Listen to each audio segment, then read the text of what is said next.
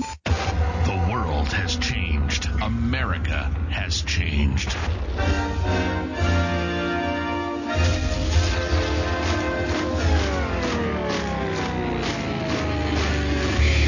If something were to happen tomorrow, how self-sufficient would you be? Could you grow your own food? Could you sustain your own livestock? Could you survive? This is the WeGrowOurs show with Nick and Don. Nick and Don talk about everything from politics to planting. They cover techniques, methods, and tips on how to not only survive, but thrive. Visit the website at WeGrowOurs.com. Lock and load. This is the WeGrowOurs show. Get your grow on. Welcome back to the WeGrowOurs show. Gotta say, I'm flying solo yet again. Don dropping the ball. Just kidding. He's got a kid in a parkour competition, so parkour's pretty cool. I wish I could be there to check it out, but I'm here talking to you all four of you. Just kidding.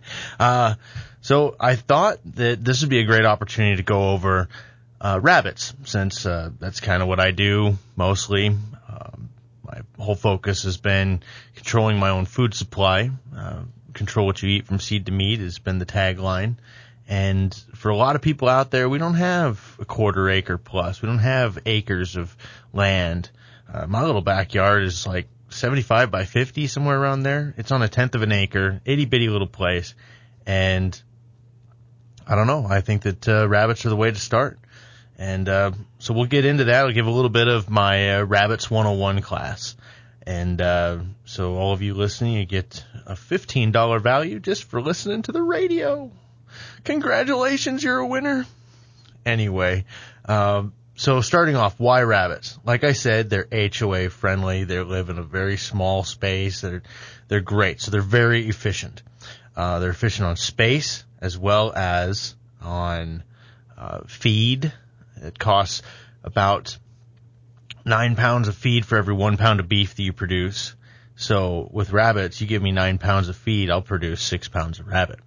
Now, those numbers vary a little bit depending on the moisture content of your feed and things like that, but on average, dry weight, that's how it works out. Efficient on space. In 36 square feet, I can raise 36 square feet, I can raise 1,250 pounds of rabbit a year. And in a little bit more space, you give me, in 36 square feet, there was 5,700 pounds of rabbit. In 6 square feet, I can do 1,250. Anyways, the numbers get a little bit bothersome there. And that's off of 4 to 6 ounces of feed per rabbit per day. That's, if you're buying rabbit feed, that's 7 cents per serving. 50-pound bag gives you about 200 servings. HOA friendly. Rabbits cannot be heard or smelled if they are cleaned up. Rabbits are prey animal. Everything in the wild kingdom eats rabbit, so they don't want to be seen or smelt. And they don't make a whole lot of noise because they don't want to draw in predators. And they're very low maintenance. At one point, I had, it was 1,600 head, which is 128 breeding females, 16 males, and their babies from last month and this month, which 700 babies a month, roughly about 1,600 head on average I had. And it was taking me 30 minutes a night to feed them and clean everything up. And then Saturdays I would have their breeding sessions, and that would take maybe 2 hours in the morning, and they were good to go. So I was maintaining a full-time job and producing 3,500 pounds of rabbit a month. Very, very low maintenance. And rabbits are a funny animal. They can either be completely left alone, where they don't really grow to like you petting them, and then you could also train them to like you. So, if you're pulling them out, putting them in your lap and petting and scratching their ears, they get used to it, and then they start wanting it. So, depends on how hands-on you want to be.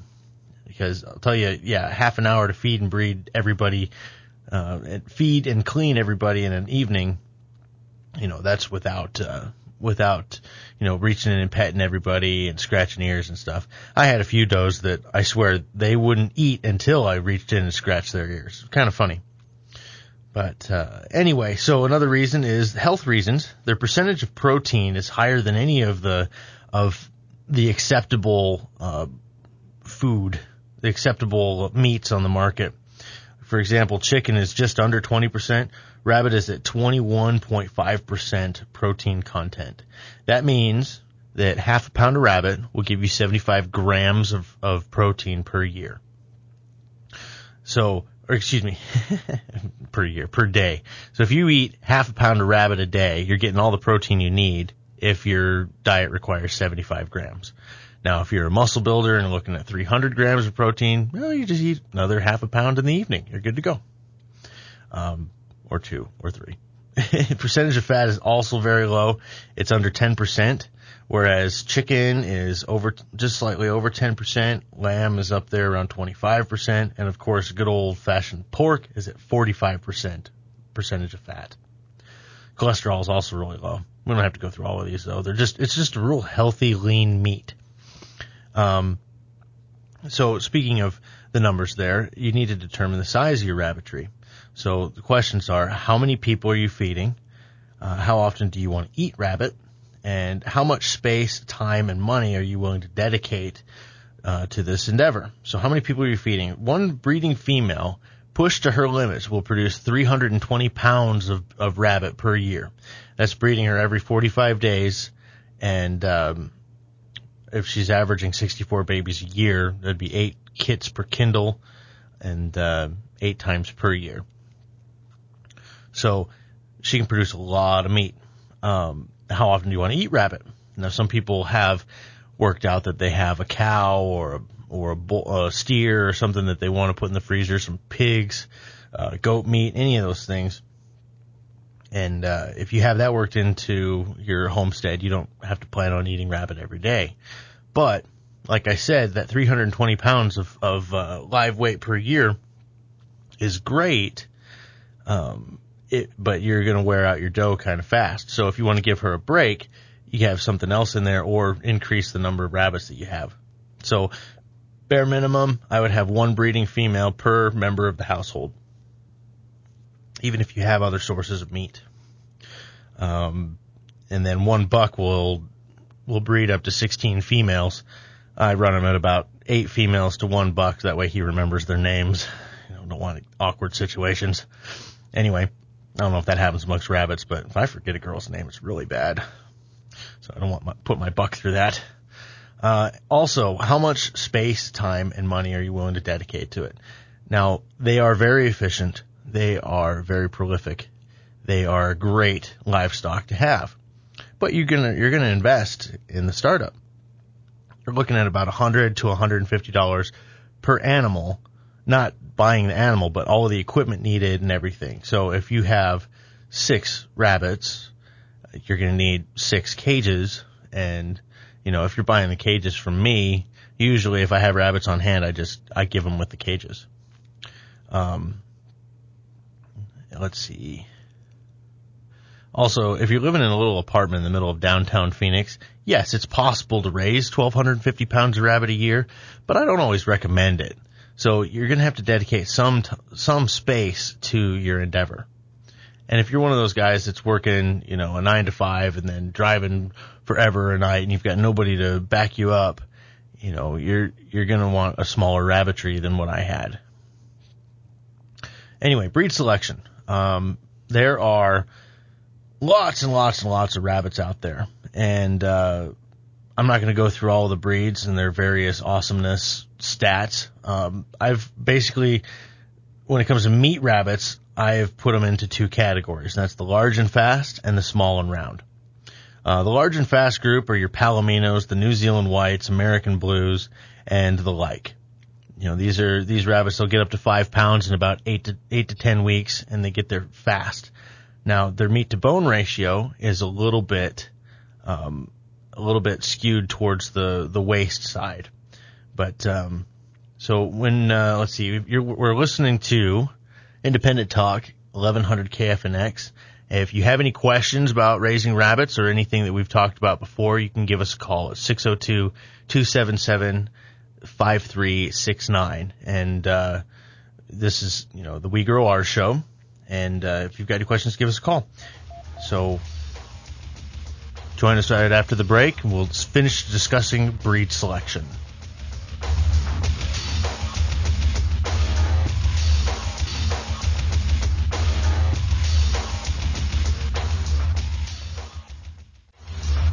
Things just got real. The drugstore is closed and the doctor is unavailable. What are you going to do? Stock your medicine cabinet and bug out bag with nature's alternative, essential oils. Visit mylavenderlife.com for all your essential oil needs. What will you do when your stored supplies run out? Are you prepared? Hostile Hair provides equipment and education you need to control your own infinite food supply. We have live food storage systems for rabbits, quail, and other urban livestock for any situation and strategy. Don't be limited by what's on the shelves. Get started with an infinite food source today. Get prepped, stay fed with Hostile Hair. Call 480-331-3761, 480-331-3761, or visit hostlehair.com. Lock and load. This is the WeGrowOurs show. Welcome back to the WeGrowOurs show.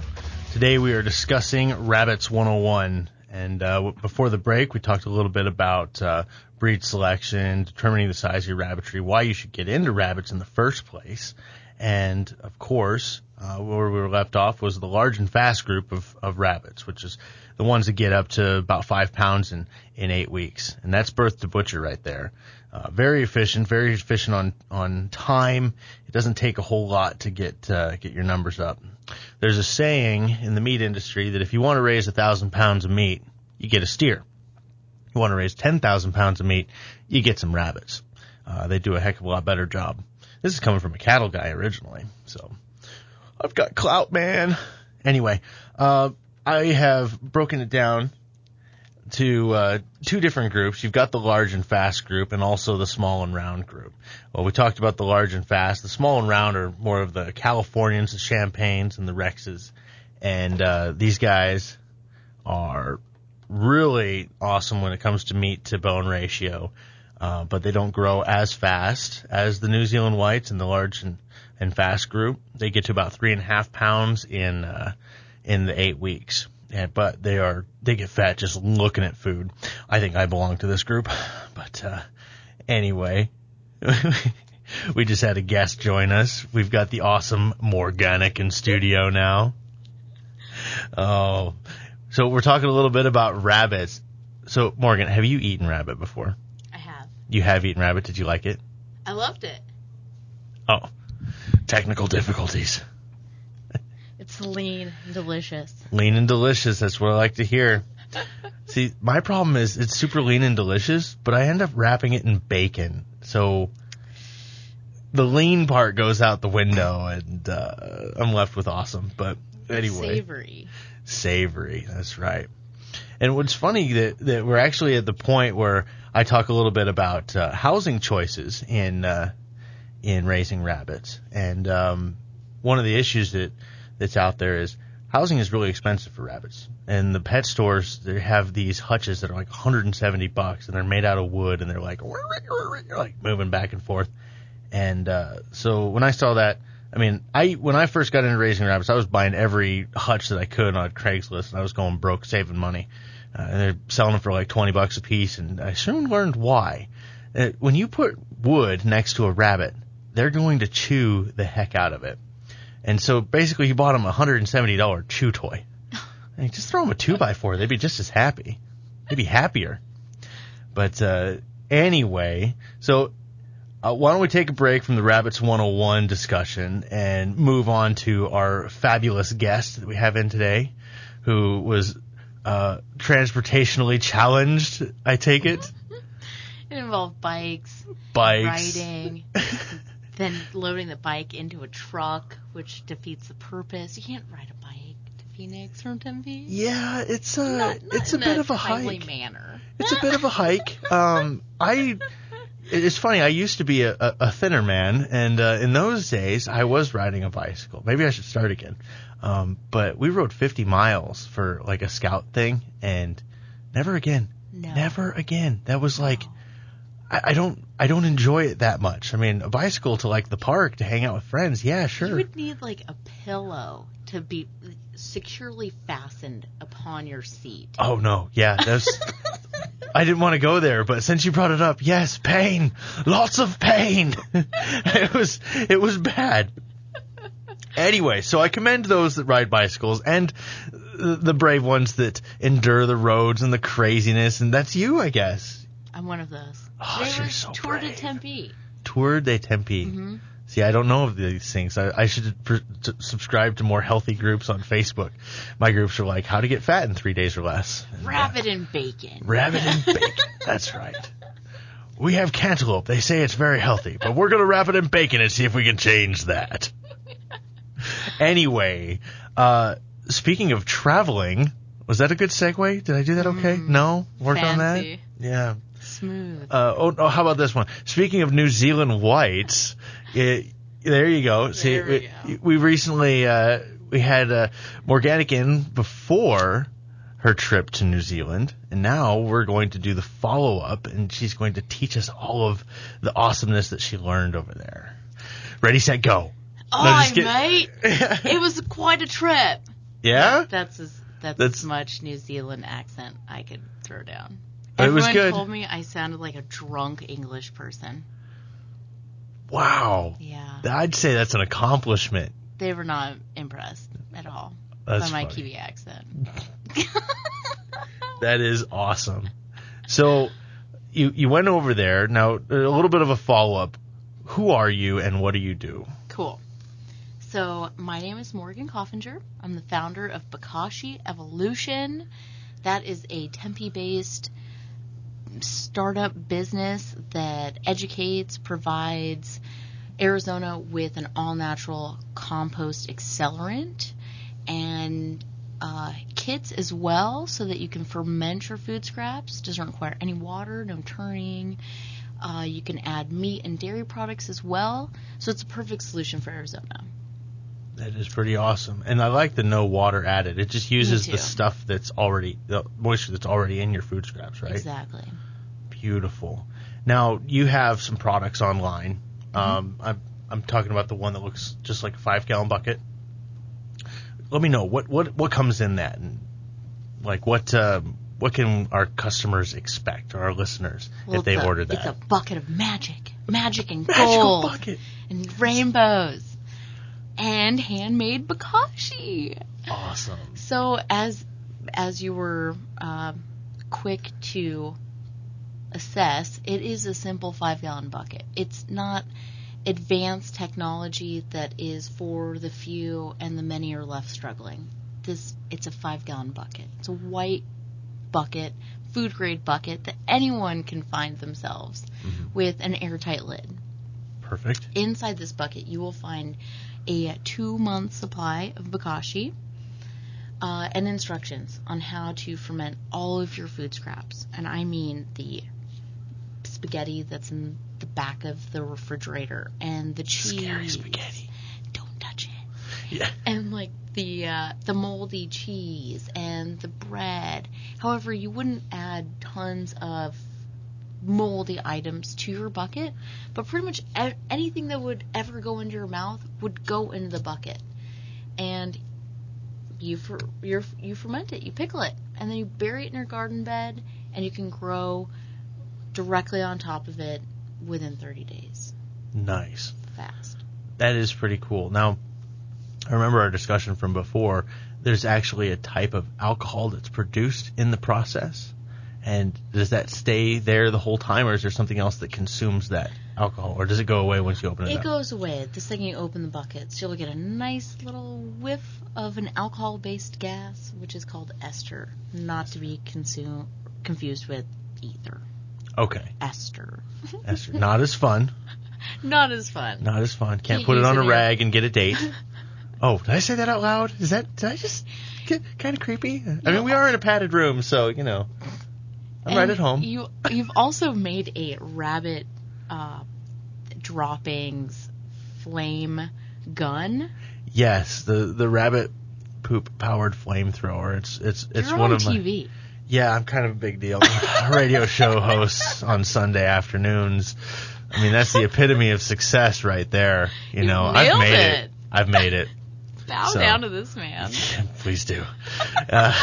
Anyway, but no, I am interested in flammable things, and that's why I always bring that up, because I want to be able to replicate that procedure. Now, let's talk a little bit more about that. We'll get to the trip in a little bit, but I'm fascinated with the idea that you've got it completely closed, airtight, and it supplies everything that it needs just from the garbage and the magical bag of rainbows and whatever you put into the Bokashie. Bokashie right? is simply a carbon source, beneficial bacteria, also known as EM1 or effective microorganisms. And that is a OMRI-approved microbial liquid solution that has been used to reduce radioactivity after Fukushima. It's been used to clean up, let's say, after Katrina, oil spills. Okay, so it will consume petroleum-based products. Absolutely. It loves toxins. It loves pollutants. It loves odor-causing bacteria. Wow. That is cool. Thank you, Earth. Yes, exactly. So now I've been playing around with a few ideas on rabbit cages and how I can make them more effective. One of the things I was thinking about doing is a black soldier fly composter underneath of it, a self-cleaning setup to digest the waste and turn it into plant food. But then I got looking at your bucket, and I was thinking about integrating this style into composting rabbit manure, which rabbit manure is good to go on the garden already, but if you've got enough rabbits, you're going to run out of garden space for all the poop that they produce. Mm-hmm. So I'm wondering, if there were new oxygen introduced into the system, would that throw it off? No. No? No. You can continuously add product to the bucket until you reach the state of, oh, my bucket's full, or, I'm done with this bucket. I just want to pickle it and be done with it. So you get to determine. So you load the bucket and then add the stuff, and then the 2-week cycle starts. Actually, as you add product, you would then add Bokashie. So it's kind of a layering effect. I get it. Mm-hmm. Okay. And it's a very small amount. However, since we're dealing with rabbit poo, I would, use maybe double the amount. Double the amount. Mm-hmm. Okay. If you're concerned with... It's okay. Smell. We can keep talking. We've got 30 seconds, so we'll finish that thought. If you're concerned with smell, what were you going to say? Add more Bokashie. Never add too much Bokashie. Nice. All right. When we get back, we'll talk a little bit about the nice New Zealand trip.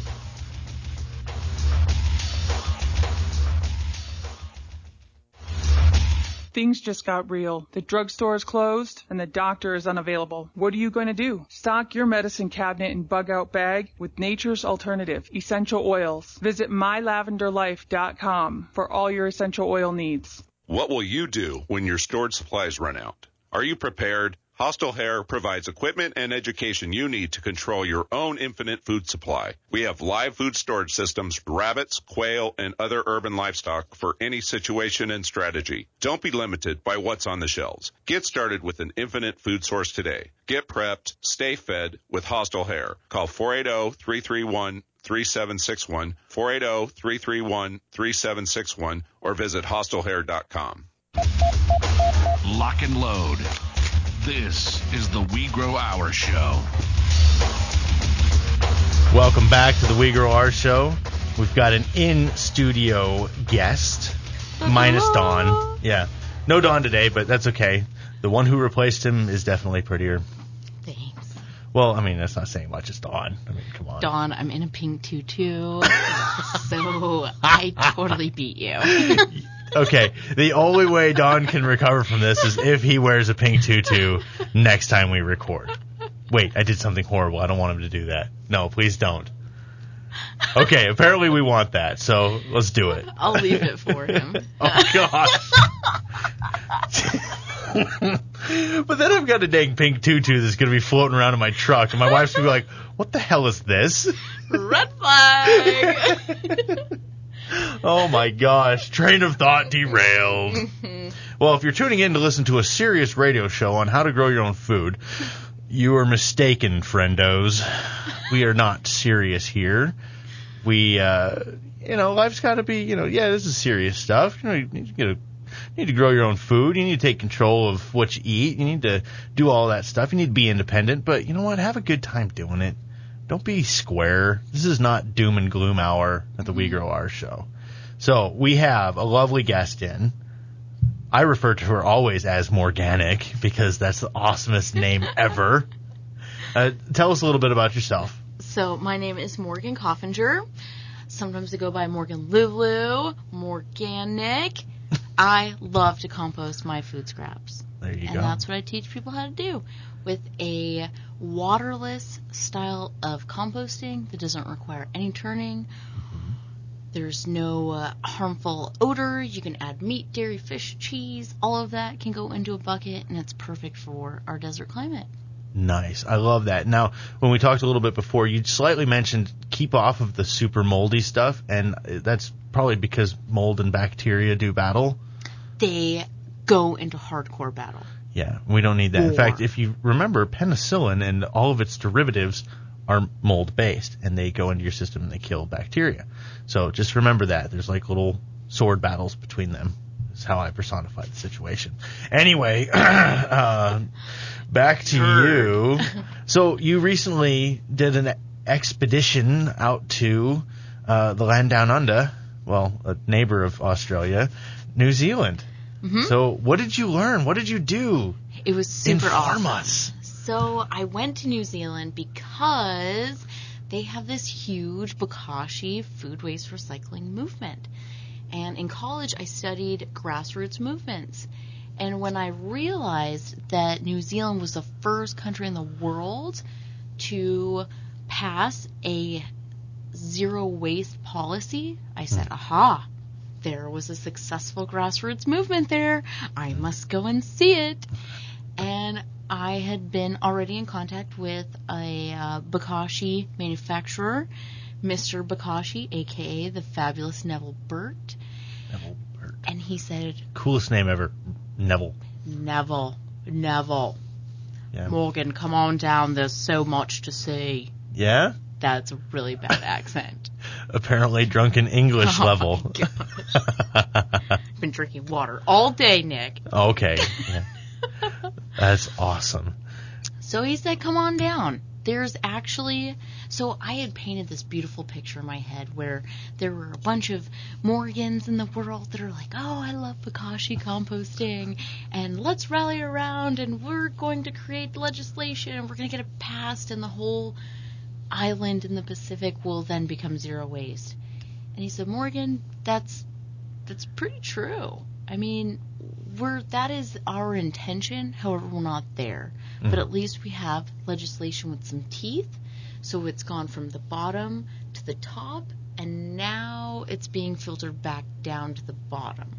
So from the top, here you have these outlets where funding can go to support waste minimization efforts. And the legislation I'm referring to is the Waste Minimization Act of 2008. So it's taken them a good, 7 years? Mm-hmm. So in 7 years they've gotten this. This is something. You look at our history. We never do anything fast. It took during the 40s. That was the use it up and throw it away era here in the U.S. And then even towards the end of the 60s, we're still seeing it. And it wasn't until the 80s that we were even like super going green, if you will, was mainstream. Now, I'm not a go greenist, but I do believe in not pooping where you sleep. Just saying, Wow. Take care. I thought you were one of those. Yeah, well, I mean, I can't be a bunny hugger considering my professions. But there's ways to do things that you can help the earth. We are stewards of this earth. This is our job to take care of it. It's not somebody else's responsibility. It's ours. So We want to do these things. We want to be able to grow our own food, and I think this is the answer. So, what did you see when you're on the island, when you're trudging through all of the awesome decomposing matter? I just see you in a canoe, just like going through this, saying, "Man, this is awesome." I don't know. I could be wrong. It was absolutely stunning. I mean, think of Lord of the Rings. Yes. I saw landscapes that looked just like that. Oh, man. My nerd meter's going off. I love that. And I'm like, oh, I want to ask you about that stuff. But let's keep it on topic. So the landscape is awesome. It was magical. Absolutely magical. I got on top of Franz Josef Glacier and Fox Glacier. Oh, wow. And these are spectacular landscapes that really put into perspective. These are the Southern Alps. So we're looking at these huge ice caps, and they're radically being diminished. Really? I had women that were next to me. They're like, I was here. They were probably like in their 70s, 80s. They're like, I was here 10 years ago, and it looked incredibly different. The ice was way closer to us. It's retreated, 50 feet, 100 feet. Wow. It's changing so quickly. However, the Earth's climate changes very quickly. Mm-hmm. So it just puts into perspective that as much as we're changing and adapting, so is the Earth. Yeah. Everything's changing constantly. And so when I talk to the people specifically in in Christchurch, they had been really, really devastated by the earthquakes of 2010 and 2011. And coming away from that situation, it really hit home to me that tragedy occurred, and it woke them up. So when the earthquakes hit, it launched buildings, a few feet into the air, and sludge, slurry, mud, water, debris, all from the Earth's crust also got launched up as well. And these buildings came back down onto this sludge, slurry material. Internet was wiped out. No internet. No internet. Oh, poop. Electricity. The grocery stores were wiped out. I mean, it really put into perspective, wow, if we don't have food in our grocery stores, where are we getting it? There you go. So it made an entire island of preppers in like 1.3 Oh, absolutely. seconds. And not to mention hundreds of people died. I mean, in each of the earthquakes, over 100 people died in each scenario. And so one of the places that I visited, it was a urban community garden that had arisen from the debris from the center of the city in Christchurch, and it's called the Agropolis. And in a 360-degree view, you see destruction, demolition, and construction going on at the same time around you. And here you're looking at food that's being grown in the city center, because that was one of the biggest concerns for the people in the city, is if something like this were to occur, the odds are very high. What are we going to do next? And here's this place of food. And they're actually taking food scraps from the restaurants nearby, using Bokashie composting techniques, and transferring all of that deliciousness back into the soil to grow huge amounts of food. Awesome. Oh man, that is so cool. I think we're stuck in a paradigm here. There's been a couple of times that I've wanted to work with like certain homeless shelters, and I go in and I try and present an idea of like livestock integration, composting, and gardening, and the people that are in there, they're like, oh yeah, let's freaking do it. Oh man, this is awesome, let's do it. Yeah. And then I talk to them a week later, and they're just beaten to a pulp by policy and regulations and all this stuff. There's a arbitrary law that says that prisoners can't produce their own food. They can't have a garden in a prison to produce food for the prison. Which I know that's not to do with homeless people, but we have these laws like that, and it's just crazy.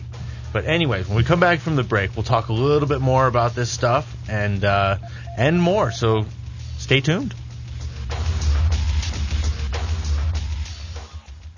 Things just got real. The drugstore is closed and the doctor is unavailable. What are you going to do? Stock your medicine cabinet and bug-out bag with nature's alternative, essential oils. Visit mylavenderlife.com for all your essential oil needs. What will you do when your stored supplies run out? Are you prepared? Hostile Hair provides equipment and education you need to control your own infinite food supply. We have live food storage systems for rabbits, quail, and other urban livestock for any situation and strategy. Don't be limited by what's on the shelves. Get started with an infinite food source today. Get prepped, stay fed with Hostile Hair. Call 480-331-3761, 480-331-3761, or visit hostlehair.com. Lock and load. This is the We Grow Ours show. And we're back with the lovely Morganic. Woohoo! Previously, we're talking about a trip to New Zealand and composting poop, which is pretty fun for me. I'm kind of a... Oh, man, I almost said I'm a poop guy. I don't know if I can say... Yeah, I built a flamethrower that runs on poop. So that makes me a poop guy. Just not the creepy... Oh, gosh. I'm just digging into this hole deeper and deeper.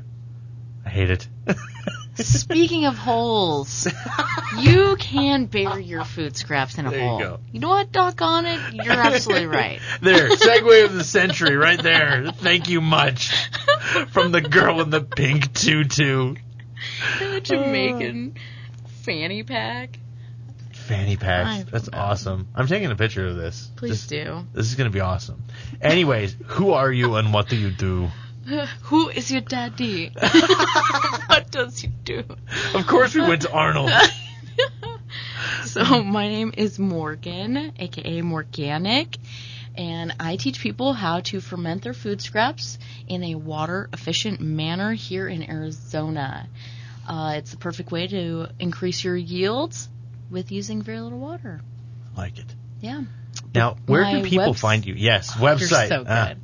Yeah. My website is www.bokashieevolution.com. Bokashie is spelled Bokash. I am Batman. Awesome. So, you just came back from New Zealand, and New Zealand's awesome, land of Lord of the Rings, and it's cool because this is one of the first places where they've had laws passed for zero waste, and they're kind of the tip of the spear on this movement, if you will, or they've provided us with a good example. So give us a little bit of a recap of what we've talked about for those just tuning in. So New Zealand has really, really paved the way in regards to understanding waste and waste recycling. And as it's very typical of people that live on islands to be very aware of that, because they don't have sprawling deserts to dump their food scraps. I'll just put it out of sight there, dear. Yeah. So they're aware. And that's where the Waste Minimization Act of 2008 came into play. And it was really led by citizens who felt passionate about recycling their food scraps.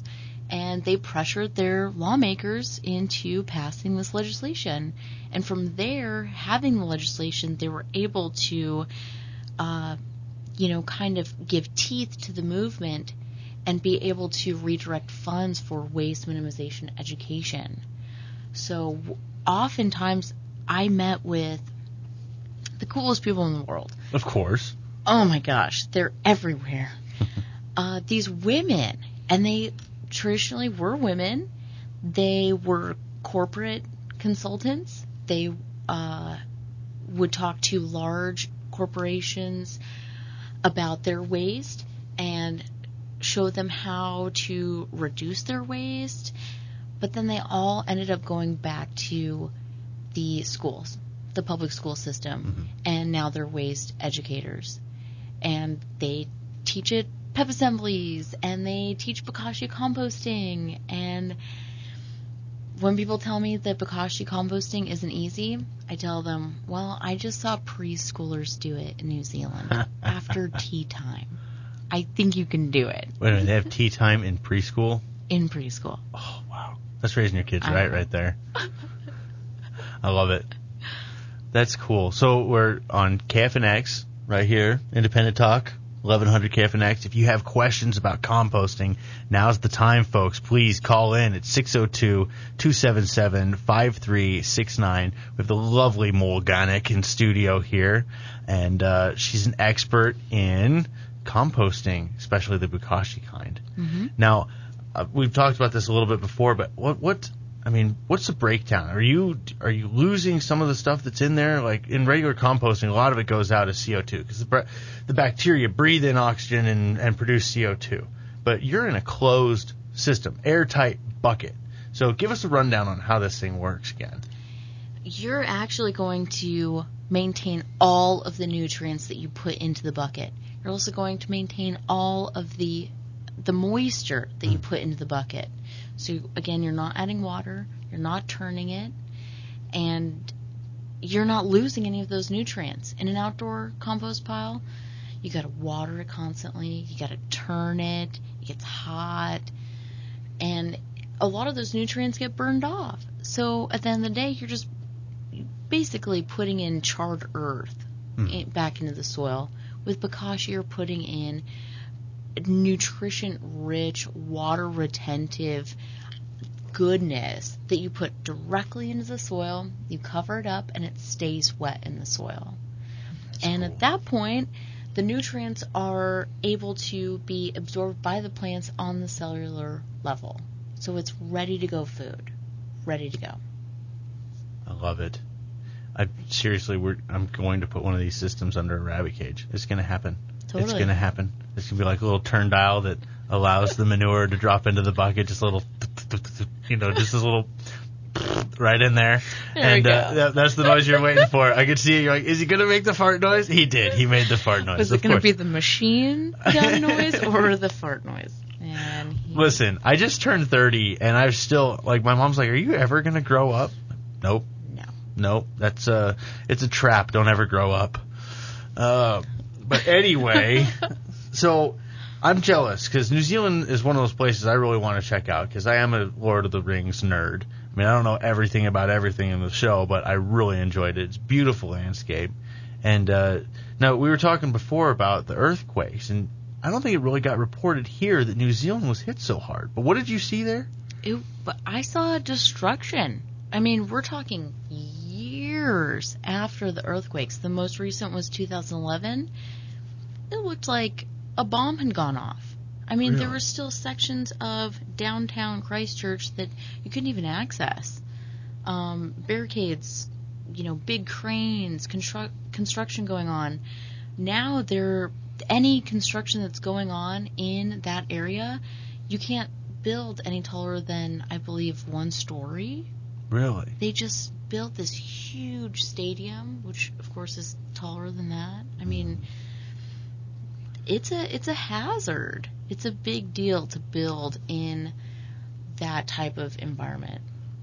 Yeah, I guess I didn't realize that they were so volatile there. I mean, the island that's not an island that was formed by a volcano. That's not like that. I mean, that's a pretty large. See, this is where I'm geographically challenged. Yeah, actually, I didn't know this either, but just up and over the hill, you're basically at the base of a lake, and that is actually the mouth of an old volcano. Really? So the islands were formed because of volcanic activity. Okay. So the landscape is constantly moving. The Southern Alps, if there were to be no erosion whatsoever, the Southern Alps would grow 20 meters in a year.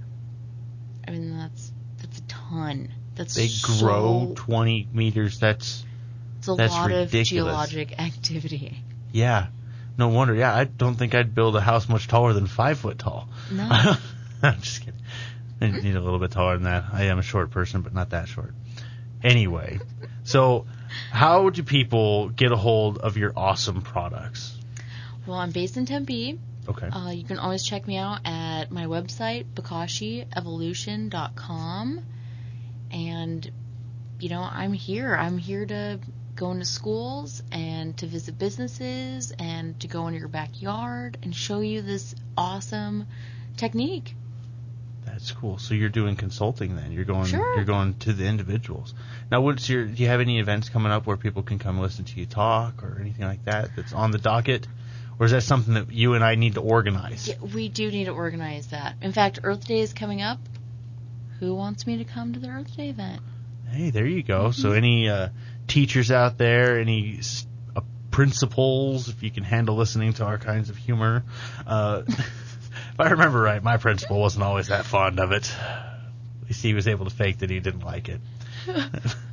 Anyway, no, that's what we're all about. You know, independence is not just an idea of, oh yeah, well I got my rifle, so I'm independent. No, independence is taking control of your livelihood.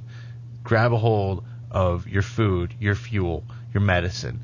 And food, that's 90% of the battle right there. If you have your food locked down, you know where it's coming from, you've got a good supply of it, you can produce your own, you're independent. And we were talking a little bit about rabbits earlier, and I'm sorry I won't be able to get through the entire Rabbits 101 class, if you will.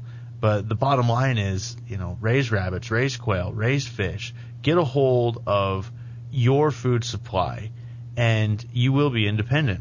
Now, composting is a big part of that because when you have animals, you have waste. And if you have neighbors and you have waste, you have problems. So a nice closed system that, you know, if you're smelling it, you're losing nutrients. Mm-hmm. So you don't want that. And now, what is the name of the microbials that you're putting in there? I know I'm putting you on the spot. Effective microorganisms. Effective microorganisms. Mm-hmm. Okay, so you've got a team of them in there. Yes. Okay. And that is phototrophic bacteria, lactic acid, and yeast. And phototrophic bacteria has been basically we get to thank them for oxygenating our atmosphere. Really? All right. Thank you. Wow. Yes. Thank you, little bugs. I heart you and the air that I'm breathing. It's a very, very, very old bacteria. So it exists in healthy soils. So we're basically putting that right into our bucket. We're letting it grow and flourish and thrive. And then we're putting that directly into our, you know, really nutrient deficient, organic matter void soil. Which is Arizona. Anybody who's ever tried to plant anything, just so you know, the statewide average on soil is, I believe, 8.5 pH, which is pretty dang alkaline. It's really hard to grow stuff in that. You gotta give it your waste. It wants your waste. And majority of what you throw away is food. Yep. 40% of our landfills are filled with food. Now, has anybody tried using this stuff on like grass clippings and other organic waste? And how's the outcome? Yeah, how does it work? Does it work okay on that stuff? Well, really, it all depends on. In permaculture, everyone says, "Well, it depends." Okay. Which sounds like something else, but did we just really go to old totally people diapers? High five! Yes, awesome. Okay. I knew we were gonna go there. Damn it. Anyway, so so it depends on the feedstock. I mean, are they hungry for protein, like these little guys? Are they hungry for proteins, or are they wanting sugars, or they want a balanced diet? You want diversity. Diversity. Okay. Always in nature, diversity. Put as many diverse things. So diversify your diet, diversify the inputs you put into your soil, the healthier plants are going to be. Perfect.